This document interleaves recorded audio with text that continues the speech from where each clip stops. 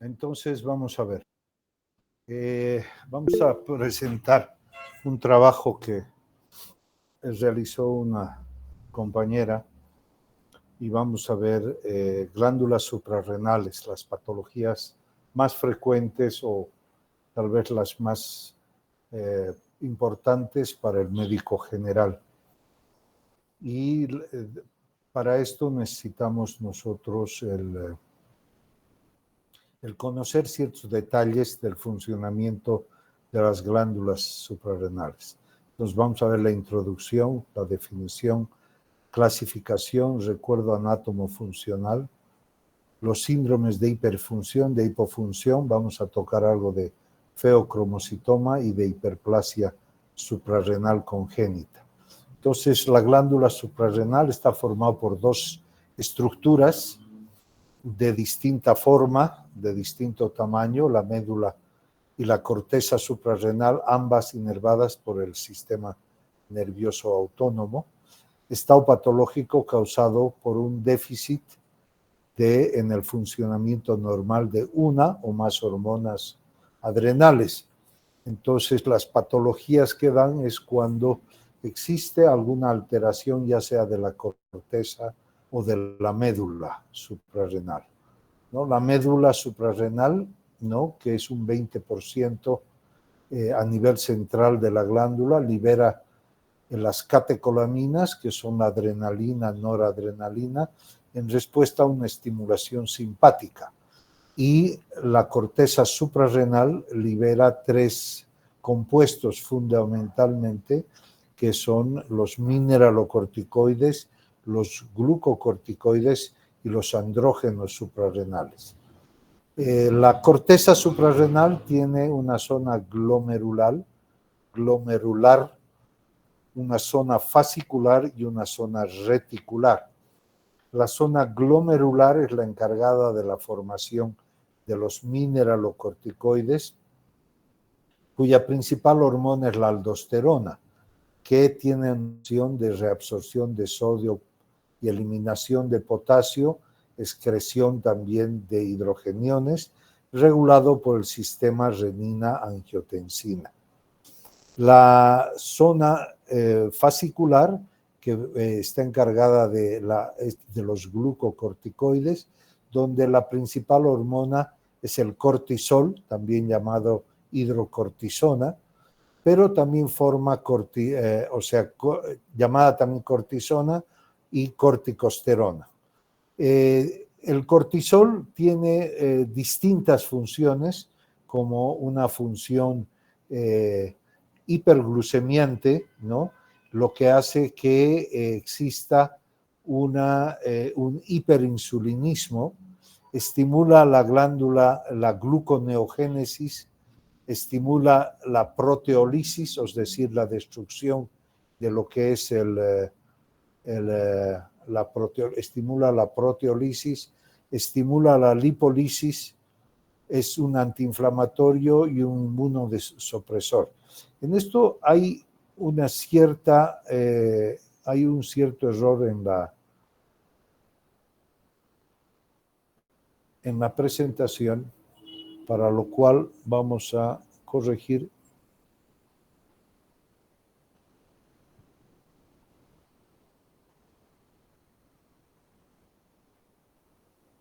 Y si me permiten un momento, me voy a desconectar.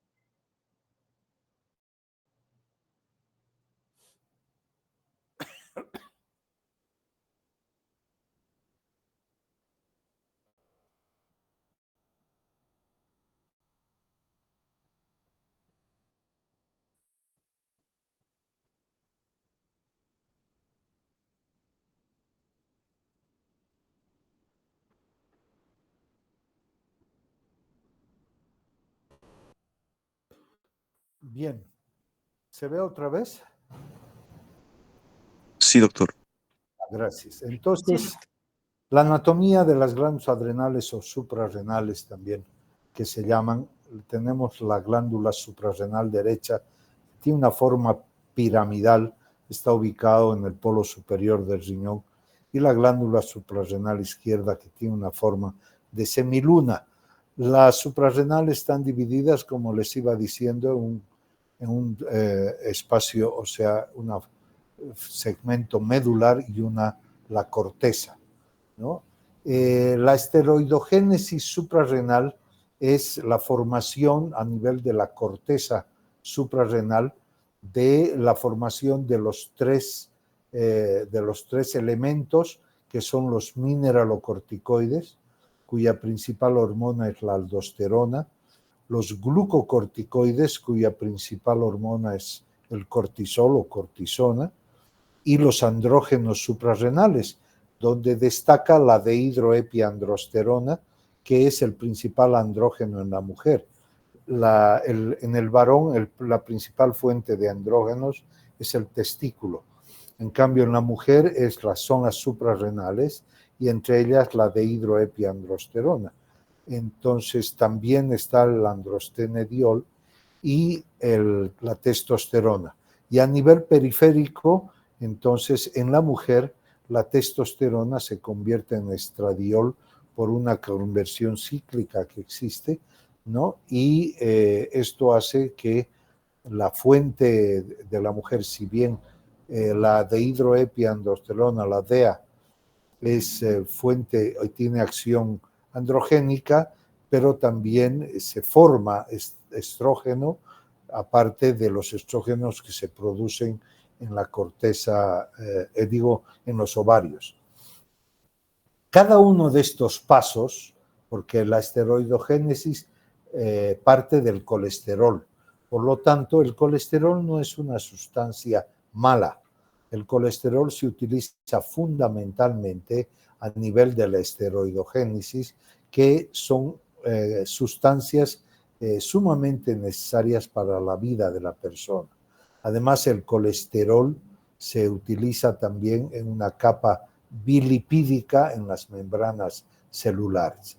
Bueno, cada una de estas sustancias, a través de unas enzimas que se llaman los citocromos, lo que sucede es que van convirtiéndose el colesterol en pregnenolona, luego, gracias a esta otra enzima, la 3-beta-hidroxiesteroide dehidrogenasa, se convierte en progesterona, y a través de esta otro citocromo carbón 21, la progesterona se convierte en DOCA, desoxicorticosterona. Y por esta otra enzima, que es el citocromo 450 carbón 11 beta, de DOCA se convierte a corticosterona, y gracias al citocromo carbón 11, ahorita no me acuerdo, es la esteroide, ya. Entonces, la aldosterona sintetasa, eso es, se convierte en aldosterona, que es un mineralocorticoide. Entonces, todos estos pasos se dan por acción de la ACTH, que hace que el colesterol se introduzca en la corteza suprarrenal, pero también los valores altos de potasio hace que se incorpore, ¿no?, el colesterol a este ciclo, que por este camino va a formar aldosterona, pero también la pregnenolona, gracias a este citocromo, a esta enzima, P-citocromo carbón 17 o 17 hidroxiesteroide, hidrogenasa, hidrogenasa, se convierte en 17 hidroxipregnenolona, y que gracias a la 3-beta hidroxidesoxicorticosterona se convierte en 17 hidroxiprogesterona, y gracias al citocromo P50 carbón 21 se convierte en 11 desoxicortisol, y gracias a esta otra enzima se convierte en cortisol y gracias a la 11-beta hidroxiesteroide deshidrogenasa se convierte en cortisona, que también es un glucocorticoide. Y por el otro lado, por el camino, pasa de pregnenolona, 17-hidroxipregnenolona, y por este otro citocromo, la liasa, se convierte en 17-hidroxi, en dehidroepiandrosterona, ¿no? Que por la sulfatización se convierte en dehidroepiandrosterona sulfato, que es la forma activa de la DEA. Y entonces, por estas enzimas, se convierte en androstenediol, en testosterona, y mediante un mecanismo de aromatización periférica en el tejido graso, se convierte en estradiol. Bueno, es necesario que ustedes tengan una idea de la esteroidogénesis. Por eso he entrado en detalle, porque las acciones mineralocorticoides que tienen que ver con el sodio, el potasio y agua, ¿no? El cortisol, que tiene que ver con el manejo de la glucosa, de la insulina, y influye sobre las grasas, sobre las proteínas, etcétera, etcétera, como veremos. Y los andrógenos, que en la mujer fundamentalmente mantiene lo que es el vello en el cuerpo de la mujer y lo que es la respuesta o la libido en la mujer, que tiene que ver con la parte androgénica del funcionamiento de lo que es la esteroidogénesis. Este es otro esquema, tal vez un poco más detallado, pero que es prácticamente lo mismo. Entonces, nosotros tenemos que en las glándulas suprarrenales, la corteza, la zona glomerular, que representa un 15% de la corteza, es la encargada de la producción de los mineralocorticoides, donde su principal hormona, la aldosterona, tiene como función fundamental la reabsorción de sodio, la excreción de hidrogenones y del potasio, y está regulado también, aparte de la CTH, por el sistema renina-angiotensina-aldosterona.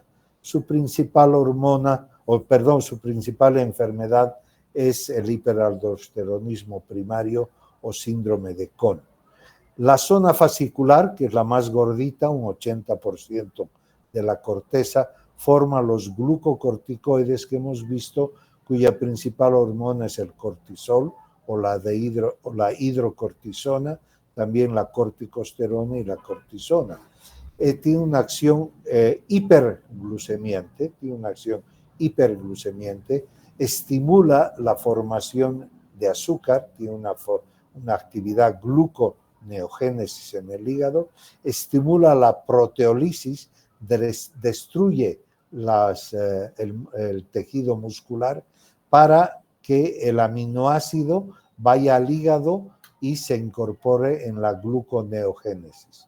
Estimula la lipólisis, destruye o reordena el tejido graso, haciéndolo migrar de las extremidades superiores e inferiores hacia el tronco.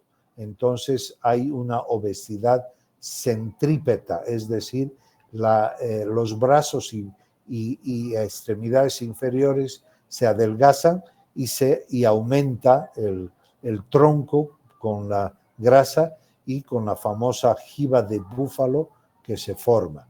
Entonces hay una redistribución de la grasa, donde los ácidos grasos también van al hígado y se incorporan en la gluconeogénesis para formar mayor cantidad de glucosa. ¿Por qué motivo? Porque además el cortisol y los glucocorticoides son antagonistas de la insulina. Quiere decir que el cortisol no ayuda, porque frena la acción de la insulina que mete glucosa a las células, para tener una hiperglucemia. Y la hiperglucemia es necesaria porque el azúcar por ósmosis se incorpora al cerebro y se incorpora al corazón. El cerebro y el corazón no necesitan insulina para la incorporación de azúcar, pero sí necesita que la cantidad de azúcar en la sangre esté alta.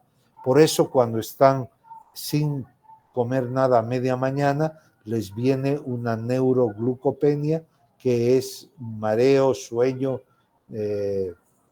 distracción, etcétera, porque el azúcar en la sangre se les va cayendo. El cortisol tiene un efecto antiinflamatorio, inmunodepresor y aquí hay que añadir también que es un antialérgico. Entonces, nos prepara como resistencia al estrés. Y su principal síndrome de hiperestimulación o de funcionamiento es el síndrome de Cushing. Las gónadas, o sea, los andrógenos suprarrenales, ¿no? O gonadocorticoides, donde la principal sustancia es la dehidroepiandrosterona. Esta es fundamental en el trabajo androgénico en la mujer, pero también logra formar testosterona, que como les decía, a nivel periférico se forma estrógenos. La principal enfermedad que ocurre por esto es el síndrome adrenogenital. A nivel de la médula, las células cromafines segregan las catecolaminas, la adrenalina, noradrenalina, que tienen un efecto simpático mimético de vasoconstricción, aumentan la presión arterial, destruyen o queman el azúcar, glucogenolisis, y también tiene, destruye el glucógeno, formando mayor glucosa y por lo tanto tiene acción hiperglucemiante. Y su principal enfermedad es el feocromocitoma, ¿no? Los tipos de alteración de la función de la corteza suprarrenal: tenemos los hipercortisolismos, donde está el síndrome de Cushing, la enfermedad de Cushing. Síndrome de Cushing se llama cuando la alteración, el adenoma está en la glándula suprarrenal. Enfermedad de Cushing se llama cuando el adenoma o la hiperproducción está en la hipófisis con la ACTH. Hay tumores adrenales benignos y malignos, y hay también síndromes de ACTH ectópica que da un hipercortisolismo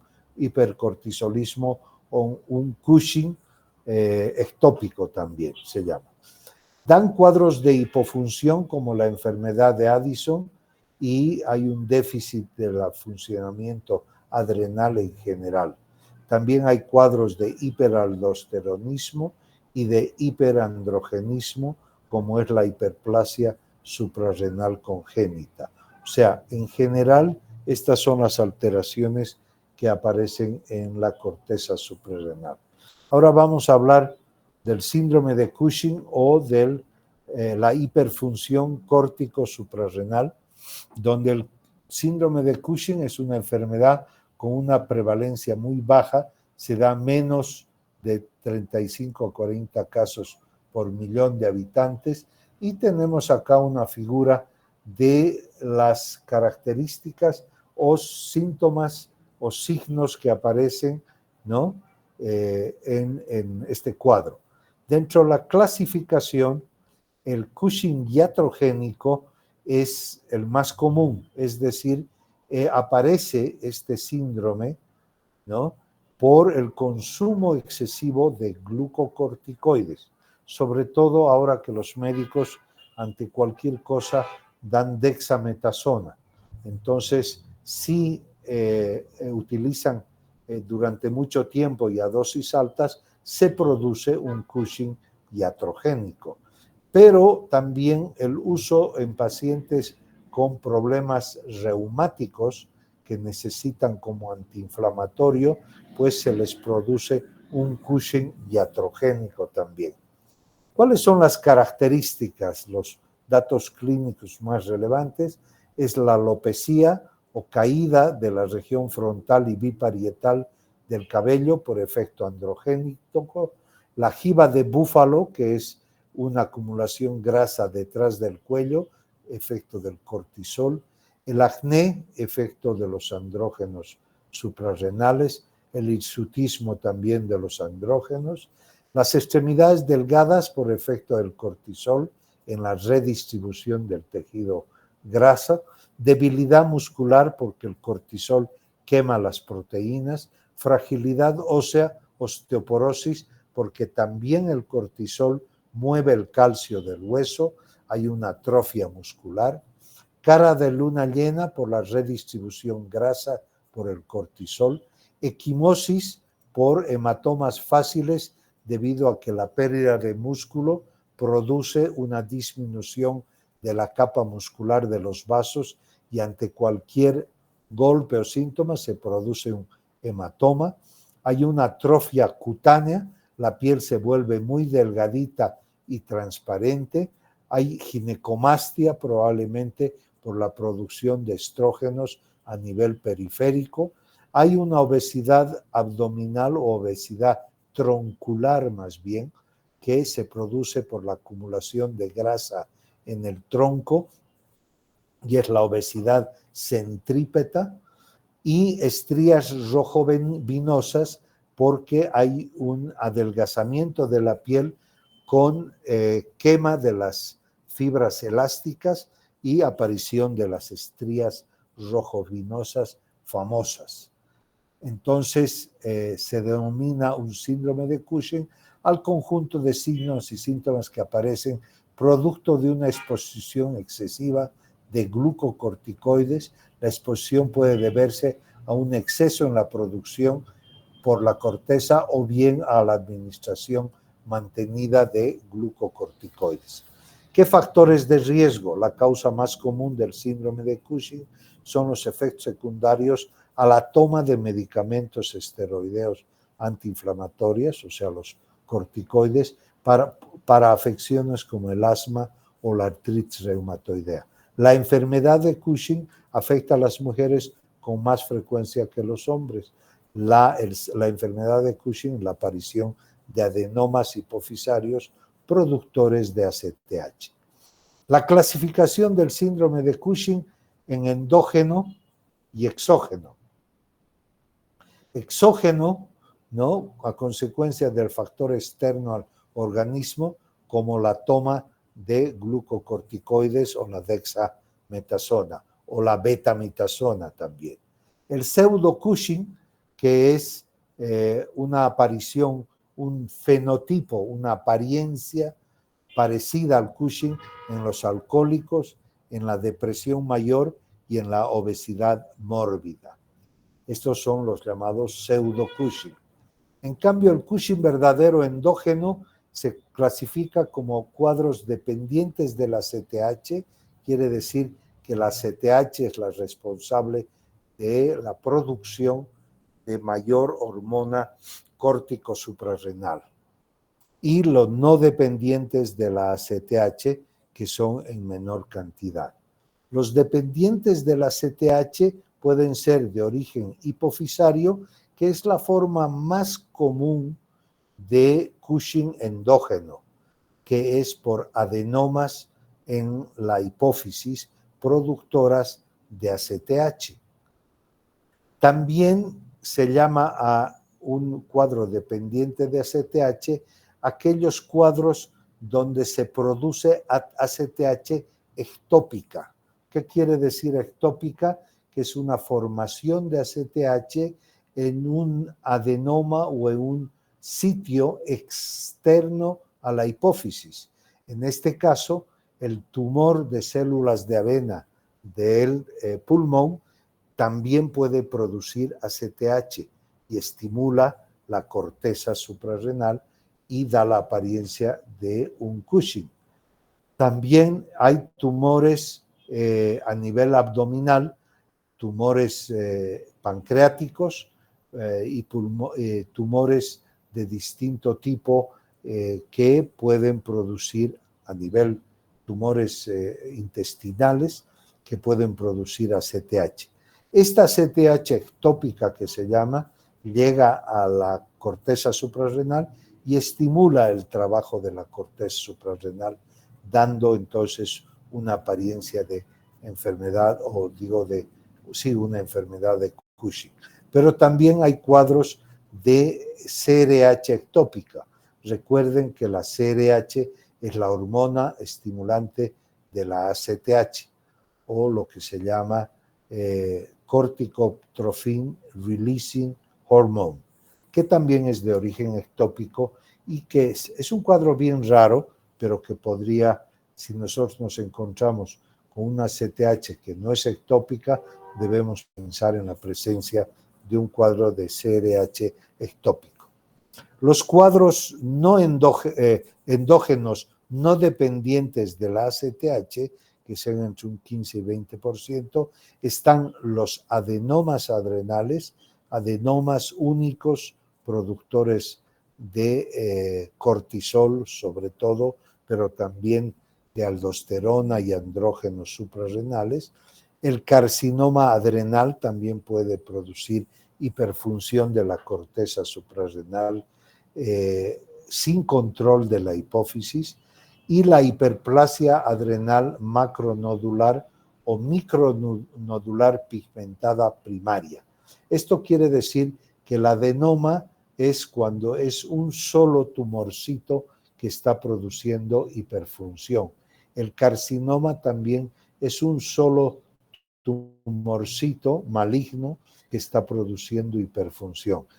En cambio, la hiperplasia suprarrenal es cuando de manera autónoma toda la glándula por sectores empieza a producir hiperfunción. No son nódulos múltiples, sino son tejido adrenal o córtico adrenal que está funcionando en demasía sin control de la CTH hipofisaria. Acá vemos lo mismo, tal vez un poquito más diagramado, donde tenemos que normalmente, ¿no?, la CRH producida en hipotálamo, que es la hormone, la corticotrophin releasing hormone, se segrega ante estímulos de estrés, sobre todo a nivel hipotalámico, y se suelta a circulación y va a la adenohipófisis y estimula a las células productoras de ACTH. Entonces, la CRH estimula a las células productoras de ACTH, la ACTH sale y va a la corteza suprarrenal e incorpora colesterol y estimula el desarrollo y la función de la corteza suprarrenal. El cortisol, que es la hormona que causa la retroalimentación negativa, es decir, el cortisol va tanto a la adenohipófisis como al hipotálamo para frenar la producción de CRH y de ACTH. Entonces, es un círculo que cuando se segrega CRH, se estimula ACTH, se estimula cortisol. Pero cuando hay suficiente cortisol y no se necesita más, va el cortisol a la hipófisis y al hipotálamo y frena la producción de ACTH. Yo les decía el año pasado, que este mecanismo de retroalimentación es un mecanismo mágico que permite que el ser humano se adapte al medio ambiente, ¿no? Y esto nos permite lograr un equilibrio dinámico en nuestro cuerpo en relación a el estímulo interno del cuerpo y el estímulo externo o del medio ambiente del cuerpo. Bien, la enfermedad de Cushing, que es la presencia de un adenoma hipofisario autónomo, donde se está produciendo mucha ACTH, entonces estimula las suprarrenales y produce mucho cortisol. El cortisol va al hipotálamo y frena a la CRH. Pero también va a la hipófisis, pero como este adenoma no responde ya a la frenación del cortisol, entonces no le hace caso. Y entonces puede haber mucho cortisol, pero el adenoma hipofisario sigue produciendo ACTH, mucho cortisol, y entonces está el fenotipo Cushing. ¿Qué pasa en la secreción ectópica de ACTH? Bueno, pues existe ACTH producida sobre todo a nivel del carcinoma en células de avena del pulmón, que produce ACTH ectópica, que llega a las suprarrenales, estimula la producción de cortisol, mucho cortisol, que frena la secreción de CRH y frena la producción de ACTH en hipofisaria. Pero como es una ACTH externa, entonces llega nomás y estimula a la corteza suprarrenal. Pero si nosotros pudiéramos medir la ACTH pituitaria o hipofisaria, veríamos que está frenada y la ACTH que estamos dosificando en sangre corresponde a una ACTH ectópica. ¿Qué pasa en el síndrome de Cushing? El tumor está en la suprarrenal, donde produce cortisol de manera autónoma. El cortisol frena la ACTH, frena la CRH, pero de nada sirve porque la producción de cortisol es por un adenoma autónomo.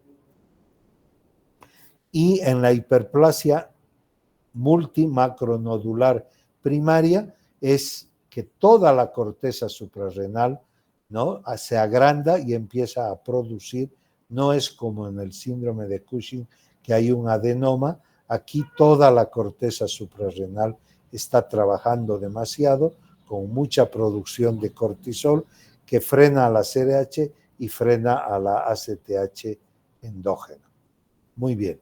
Entonces, los tumores que producen secreción ectópica de ACTH, por orden de frecuencia, están los tumores carcinoides, pulmón, timo, intestino, páncreas, ovario, carcinoma microcítico de pulmón, hasta un 50% de los casos, tumores de los islotes pancreáticos, carcinoma medular de tiroides y el feocromosoma y los tumores MEN, que se llama, que es neoplasia endocrina múltiple.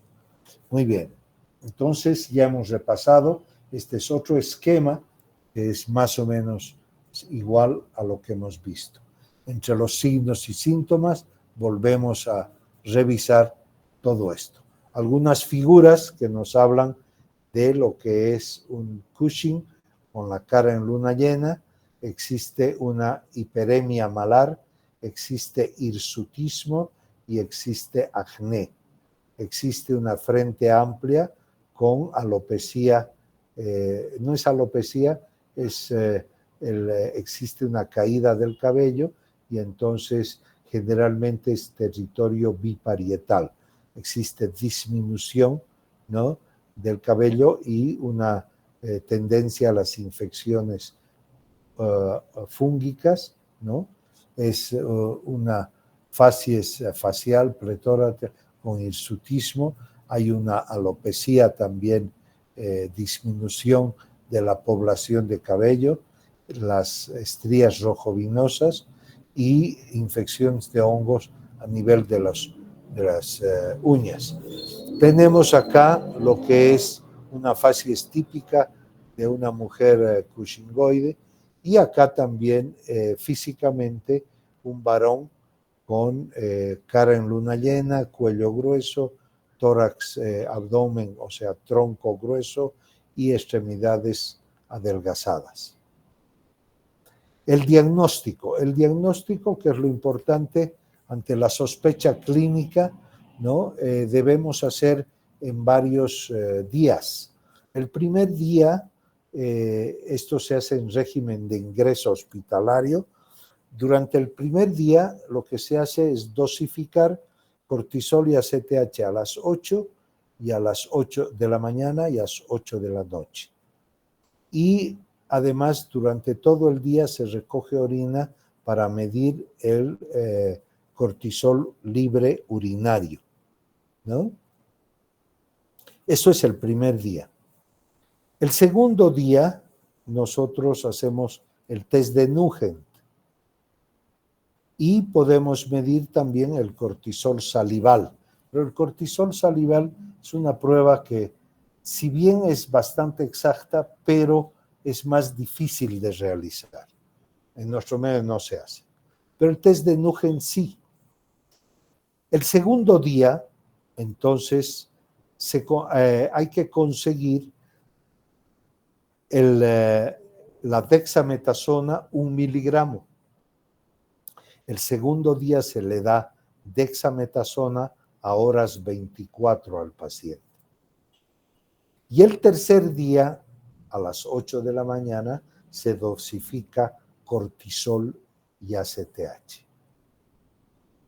Entonces, ese es el llamado test de Nugent, que lo que hace es, una vez determinada ACTH y cortisol basal, dexametasona a las 12 de la noche, 1 miligramo, y se dosifica cortisol y ACTH al día siguiente.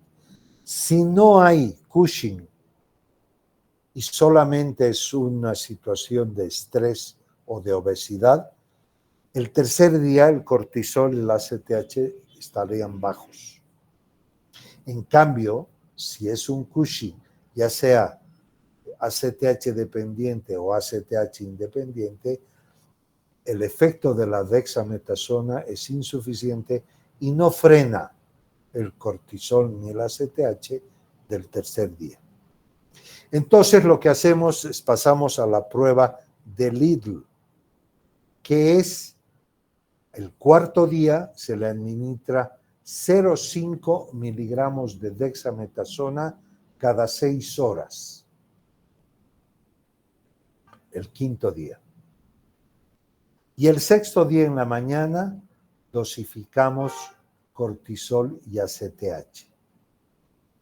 También el quinto día podríamos dosificar cortisol y ACTH en la noche, a eso de las 9 de la noche. Pero eso no está establecido. Pero sí el sexto día dosificamos cortisol y ACTH en la mañana. Y vemos si se ha frenado el cortisol y la ACTH. Si no se ha frenado, probablemente se trate de un ACTH ectópico. Y el séptimo día damos 2 miligramos de dexametasona cada 6 horas.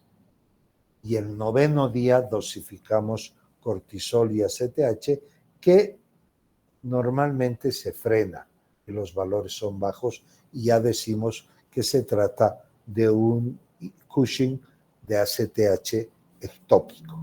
Eso es lo que resume este cuadro, ¿no? Donde cuando se comprueba que puede ser ACTH dependiente, cuando se frena la ACTH, pero si el tercer día yo tengo una ACTH baja y un cortisol alto, ya está dado el diagnóstico de un síndrome de Cushing, ya sea por adenoma suprarrenal o por hiperplasia córtico-suprarrenal, ¿no? Entonces, esto es lo que nosotros vemos acá, y luego pasamos a las pruebas de imagen, ¿no? En las pruebas de imagen haremos resonancia y tomografía a nivel de las suprarrenales y de la hipófisis, ¿no? Cuando no se puede, mediante ese, determinar dónde está la producción, si es alta o si en la hipófisis, dónde puede estar el adenoma, o en la suprarrenal, dónde puede estar el adenoma, entonces se hace cateterismo, tanto de las suprarrenales como cateterismo a nivel de la hipófisis. Si se trata de una enfermedad de Cushing, haremos cateterismo a nivel de la hipófisis, del seno petroso, o si se trata de un adenoma suprarrenal, entonces haremos cateterismo de las venas adrenales, donde vamos a determinar cortisol, y en el caso del cateterismo del seno petroso vamos a dosificar ACTH. Entonces, el diagnóstico debe demostrar aumento del cortisol y la imposibilidad de frenar con la dexametasona. El cortisol plasmático en ayunas después de 1 miligramo de dexametasona por la noche, ¿no? Si persiste por encima de 25 microgramos por ciento, es positivo de un Cushing. El cortisol libre en orina de 24 superior a 140 microgramos en el día también es sugestivo de un Cushing. La prueba de supresión con dexametasona, si es una prueba de respuesta anormal, o sea, quiere decir que frena pero no mucho, entonces es un síndrome de Cushing, o sea, Cushing adrenal. Y si la ACTH plasmática es normal o alta, se trata de una enfermedad de Cushing o Cushing secundario. El diagnóstico diferencial hay que hacerlo con el pseudo-Cushing, que es la obesidad, alcoholismo crónico, la depresión, o un Cushing iatrogénico por la excesiva administración de glucocorticoides al enfermo, y las pruebas de imagen que se hacen es la tomografía suprarrenal o torácica y la resonancia magnética hipofisaria. Acá tenemos el tratamiento del síndrome de Cushing, ¿no? En casos de tumor suprarrenal, el tratamiento es la suprarrenalectomía o la adenomectomía unilateral. Si es carcinoma sin metástasis, suprarrenalectomía unilateral. Si es con metástasis, suprarrenalectomía unilateral, con exéresis quirúrgica de las metástasis, si es posible, y posterior tratamiento médico con OP-DD o el mitotano, que frena la esteroidogénesis. También la aminoglutetimida, que frena, o la metopirona o citostáticos. Si es un Cushing con ACTH hipofisaria, hay que hacer una adenomectomía transesfenoidal, ir a quitar el adenoma hipofisario, tratamiento previo con metopirona, que bloquea la 11-hidroxilasa, que es la citocromo 450 carbón 11, que lo que hace es frenar la esteroidogénesis o la producción de cortisol. También se utilizará la radioterapia hipofisaria y la suprarrenalectomía bilateral, nunca como tratamiento inicial, pero raramente justificado en los casos de que el tratamiento hipofisario se haya fracasado. Y en casos de ACTH ectópica hay la exéresis quirúrgica del tumor productor, ya sea del tumor en pulmón, en páncreas, en intestino, o tratamiento con citostáticos si fracasa la exéresis quirúrgica de las metástasis, o tratamiento previo con metopirona para normalizar las cifras de cortisol. Como les digo, la metopirona es un bloqueante de la enzima 11-hidroxilasa, bloqueando la formación del cortisol. Muchísimas gracias y nos veríamos mañana. No sé si hay alguna pregunta. Mañana vamos a ver la hipofunción córtico suprarrenal. ¿Han sobrevivido o no? Sí, doctor. Sí, doctor. Pues nos vemos mañana a la misma hora y por el mismo canal. Muy bien. Sí. Hasta luego. Hasta luego.